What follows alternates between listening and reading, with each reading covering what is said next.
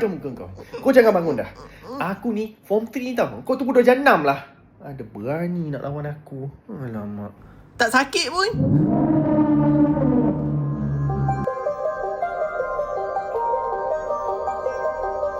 Kau cakap apa? Tak sakit pun. Abang buka macam pondan. Di sini kau. Tahu pun.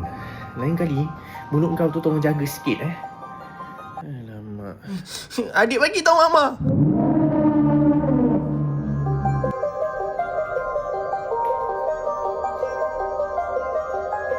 Kau cakap apa tadi?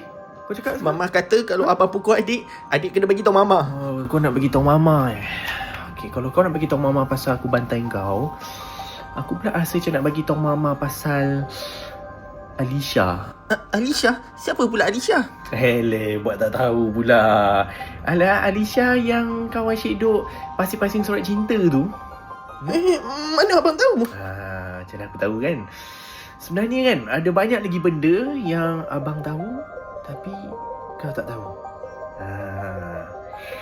Jadi itulah, abang macam terfikir, kalau mama tahu pasal Alisha ni, macam mana agaknya Abang janganlah bagi tahu mama. Janganlah bagi tahu mama. Tahu pun. Jadi kau nak beritahu mama ke pasal aku bantai kau ni? Tak. Adik janji tak bagi tahu mama. Adik janji. Tahu pun.